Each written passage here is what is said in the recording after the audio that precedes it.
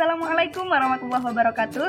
Baiklah teman-teman, perkenalkan nama saya Faiza Ukhti Rianda dari kelas Hukum Ekonomi Syariah D. Baiklah teman-teman, di sini saya akan menjelaskan kepada teman-teman sekalian dan memaparkan sekaligus mengulas tentang apa itu urgensi Pancasila terhadap sistem etika. Pasti pada penasaran kan?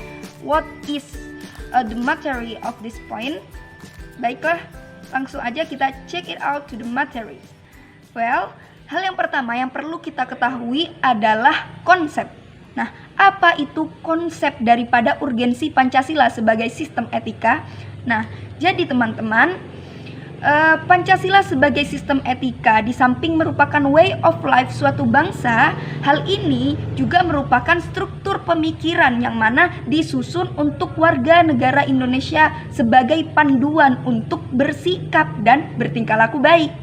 Pancasila sebagai sistem etika di sini dimaksudkan untuk membangun atau mengembangkan sifat moralitas daripada setiap individu, dan hal ini berguna untuk membangun spiritualitas. Nah, spiritualitas inilah yang nantinya akan berguna bagi masyarakat dalam kehidupan berbangsa dan bernegara.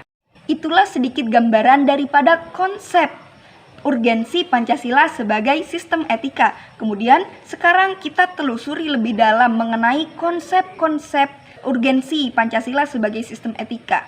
Nah, hal ini dibagi menjadi beberapa jenis. Karena kenapa? Karena etika sangat berkaitan erat dengan masalah nilai. Hal inilah yang menjadi perbincangan daripada etika tersebut. Dan urgensi Pancasila sendiri sebagai sistem etika ini juga berkaitan erat dengan problem-problem yang mana problem ini dihadapi oleh bangsa negara kita sendiri. Hal inilah yang akan menjadi beberapa poin yang akan kita bahas sebentar lagi, teman-teman. Yang pertama adalah banyak sekali kasus korupsi yang melanda negara kita, sehingga ini dapat melemahkan sendi-sendi negara kita dalam kehidupan berbangsa dan bernegara. Yang kedua adalah masih banyak terjadinya terorisme, yang mana hal ini dapat mengganggu persatuan antara umat beragama dalam kehidupannya mereka masing-masing. Nah, dan hal ini juga dapat meluluhlantakkan semangat persatuan atau malah dapat mengancam disintegrasi bangsa. Yang ketiga, masih adanya atau masih terjadinya pelanggaran hak asasi manusia atau HAM dalam kehidupan bernegara. Nah, hal ini terjadi pada kasus penyerbuan lembaga pemasyarakatan Cibongon, Yogyakarta yang terjadi pada tahun 2013 silam.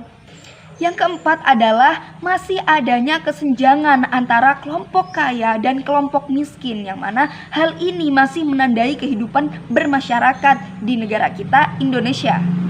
Kelima adalah ketidakadilan hukum, yang mana hal ini masih mewarnai proses peradilan di negara kita, Indonesia, yang mana hal ini juga terjadi contohnya seperti putusan bebas bersyarat atas pengedar narkoba asal Australia. Nah teman-teman, yang keenam inilah yang paling sering terjadi dalam kehidupan kita sehari-hari. Nah, utamanya dalam kehidupan saya pribadi ya. Nah, apa itu? Kebanyakan orang kaya atau banyaknya orang kaya yang mana enggan membayar pajak dengan benar. Seperti contohnya kasus penggelapan pajak perusahaan atau kasus Panama Papers, yang mana hal ini menghindari atau mengurangi pembayaran pajak. Ini sangat tidak benar, yang mana hal ini masih sering terjadi ya dalam negara kita sendiri. Nah, dari beberapa kasus yang telah saya bahas, hal itulah yang menjadi pemicu urgensi Pancasila sebagai sistem etika. Maka dari itu, seperti yang awal saya katakan, etika sangat berkaitan erat dengan masalah nilai. Nah, dan sistem atau urgensi Pancasila sebagai sistem etika sendiri berkaitan dengan problem-problem yang ada. Maka dari itu teman-teman, problem-problem inilah atau kasus-kasus inilah yang telah saya paparkan tadi yang membentuk urgensi Pancasila sebagai sistem etika, yang mana urgensi Pancasila sebagai sistem etika inilah yang dapat membangun kesadaran masyarakat Indonesia untuk bersikap dan bertingkah laku baik. Baiklah teman-teman, mungkin cukup sekian video yang saya bahas mengenai urgensi Pancasila sebagai sistem etika. Semoga bermanfaat bagi teman-teman sekalian, dan mohon maaf bila ada tutur kata yang salah. Wabillahi taufiq wal hidayah, waridha wal inayah. Wassalamualaikum warahmatullahi wabarakatuh.